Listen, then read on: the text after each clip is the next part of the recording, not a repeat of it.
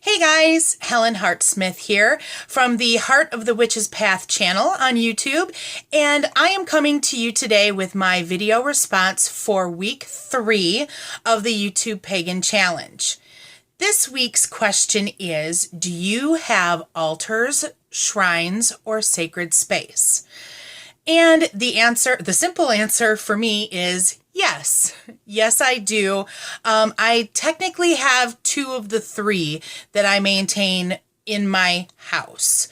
I'll talk about altars first. I maintain 5 altars in my home. I have, of course, my main altar that is located in my bedroom. And I've been kind of leery about not talking about my altar because I think as witches, most of us do have altars. But I've been leery about showing my main altar. I see people that they won't show their altar, their main altar. They'll show other altars like for specific purposes or something like that, but they won't show their main altar. And then I've seen some people who do. So I'm just trying to do some reflection and trying to decide with myself what I want to do. So I have my main altar, like I said, that's in my bedroom, and it's on top of a dresser that is actually right next to my bed. And it's kind of actually like right behind me. Like behind this shoulder, it's over there. So there might be times when you actually glimpse parts of that altar. And then above the altar, I have a shelf, and that is where my second altar is located, and that would be my altar that is devoted to Bridget, who is my patron goddess.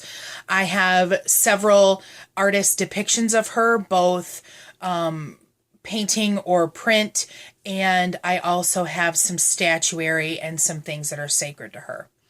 My fourth altar, well, I guess I kind of have a 5.5 altar, because actually behind my head back here, see this shelf right here, this is a shelf that I am in the process of converting over to be a similar altar, but for my patron god, who is Odin Father from the Norse pantheon. So I'm looking for statuary. He's a god that I've recently established contact with, and he has agreed to work with me. So it's relatively new. I'm looking for what I want, and there's actually a statue that I think is what I want for like a statuary representation of him. So that's kind of like my half altar, because all of that will be coming down and it will switch over to Odin Father. So that's the half. So then my third altar that I maintain is my ancestral altar, and that's located in my living room. And it's actually a sacred space that I maintain with my housemate. My housemate is spiritual, but she does not identify as pagan or Wiccan or a witch. And so when I was establishing this space to honor ancestors, I spoke with her and gave her the opportunity to share that with me. And so we both have pictures and items that belong to our loved ones that we wish to honor. And so we actually make offerings to them once a week. And so it just made sense to have that in a common area in the house.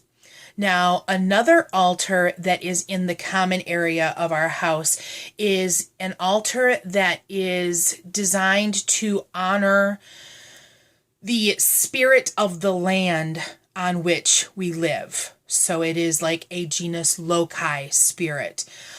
Through my work with Christopher Penczak, I made contact with that spirit that inhabits this land, this house that we live in. And so that is an altar that, again, we make offerings to on a weekly basis, if not more. And so that is a place where we honor and ask for protection for the house so that, nothing major goes wrong with the house, that it's protected, that we're protected, and things of that nature. So really the spirit of the land altar and our ancestors altar really work together in that capacity, because of course we honor our ancestors, but we ask for their protection and guidance as well. So that's my third and fourth altar, right? Something along those lines. Anyhow, I'm also maintaining an altar right now that switches monthly. I am a student of Christopher Penzak's Mystery School. I'm an online student with him, currently in my 4th year. And this year we are studying the Tree of Life. So we're dealing with the spheres and with the paths and things of that nature.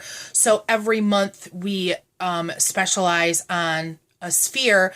So I set up an altar as part of my classwork that is dedicated to whatever sphere we're studying that month.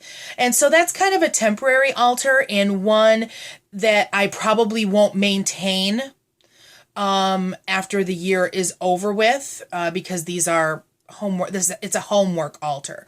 So I probably won't, it'll probably switch over to some other kind of altar after that. Now, the last altar that I maintain is actually my traveling altar.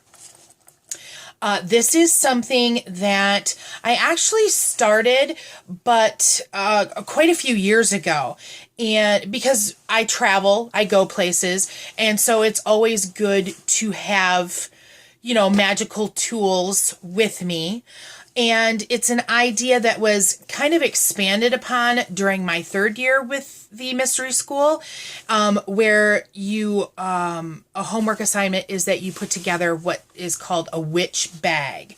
And that generally has stones and herbs and tools that you would use for your shamanic practices, which is what the 3rd year talks about. So in here, I have small things of incense. I won't go into everything that's in here, but I tried to use things that came with this. This is a travel cosmetics toiletry bag. So it came with the little soap container, and I have little stick incense in there and a little holder that you can burn the incense in. And so there's little spots here where the shampoo and conditioner bottles went. So I use that for stones. I've tried to kind of divide this up, and I haven't gone through this in a while, so I'm definitely not going to go through it because I haven't cleaned it out or anything. But I'm going to be traveling soon, so that's definitely something that I'm going to be looking at. But I also use tea lights for candles. So I've got tea lights to represent the god and goddess in the 4 directions. This is something that I take back and forth with me when I am doing ritual with my coven. So I carry my rattle, a small rattle in here, and of course my stole, which I've recently done a blog posting on, so I might post a link down in the description box if you're interested in what my stole is.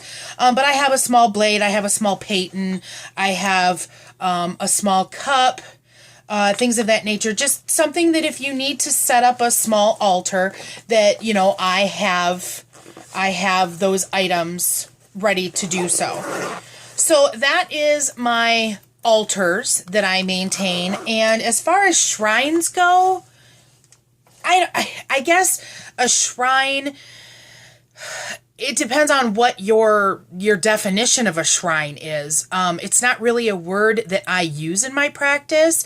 I guess a shrine, some people might consider that a space that is specific to a deity. And if that's the case, then like I said, I have my Bridget altar, but I refer to that as an altar.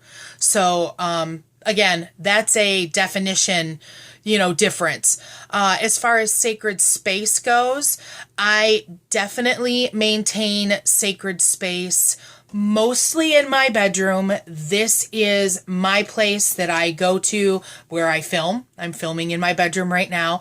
It's where my main altar is. It's where I generally do meditation. It's where I do magic on my main altar and things of that nature. So this is a space that I maintain free of negativity, in balance. I do rituals regularly to maintain that sacred space. I give offerings and not only of like an incense or something like that, but I give of my own energy to maintain that sacred space too. And recently, that's kind of branched out more into the entire home.